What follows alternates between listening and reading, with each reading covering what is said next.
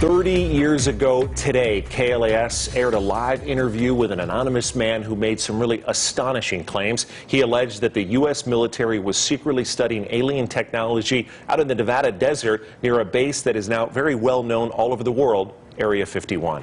A lot has changed in the decades since Bob Lazar first told this wild story. The Pentagon recently admitted that it really has been secretly studying UFOs, and then it wanted to figure out and duplicate that technology. George Knapp looks back at that 1989 interview that started a whole new conversation. It's totally impossible. The propulsion system is a gravity propulsion system. The power source is an antimatter reactor. This technology does not exist at all. The claims sounded like Hollywood sci-fi. Months later, when his identity was revealed, Bob Lazar said he worked at a secret facility near Groom Lake, where alien technology was being reverse engineered, that is, taken apart to figure out how it worked and whether the Pentagon could duplicate it. This is the simple drawing he made at the time. Here now, I had access and was permitted to view and look at the operation of this main level with the gravity amplifiers and the level below. The premise seems less preposterous now. In a new documentary about Lazar, he describes in detail the spacecraft he worked on 30 years ago. The craft that I worked on, that when it's going to travel a long distance, that is how it operates. It flies along and it puts its belly to the target and then brings all the amplifiers to power, and it shoots off in that direction. It doesn't fly as it would in the science fiction movies. It flies with the belly, the bottom forward. If the description of a spacecraft tilting sounds familiar, take a look at the so-called gimbal UFO, a video released by the Pentagon in 2017. Naval pilots encountered a fleet of these unknown craft off the coast of Florida in 2015 and have since had dozens of similar encounters. The spike in UFO incidents prompted a recent policy change by the Navy, which announced it wants to encourage its pilots to report future incidents.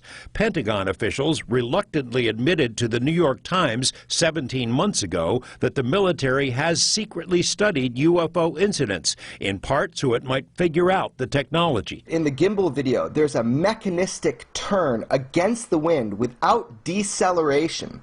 So we have a craft without rotors, without heat signatures, without plumes, without tail fins, and certainly no tail number, moving in a way that is counterintuitive to our own aeronautics. When Bob saw that, he came to the conclusion this has to be a gravity-propelled craft. It's rotating. That it does mimic exactly the propulsion system that Bob Lazar described. This story is extraordinary.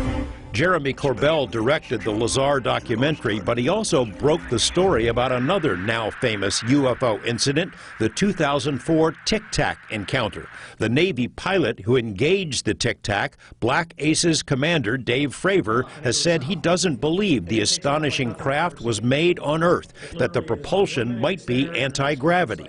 When Lazar was shown the Tic Tac video for the first time, it immediately reminded him of the Sport model, his name for the craft stashed in the desert. There's no question in my mind. I mean, I'm virtually certain that's the way the craft operated, and that uses close to or the exact same propulsion system. Former Pentagon intelligence officer Lou Elizondo was in charge of ATIP, the secret Pentagon study. He told us one goal of the project was to determine the physics of UFOs, how they can achieve the seemingly impossible.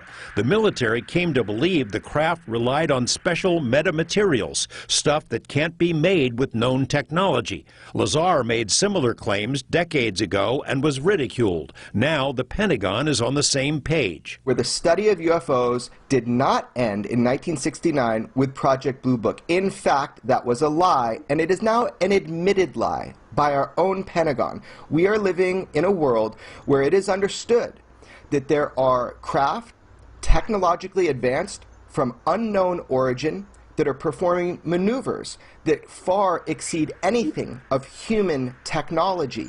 This has been going on a long time, and our government has been studying it. George Knapp, 8 News Now. As always, we have posted additional links and resources connected to this story on our website, including news reports from our archives.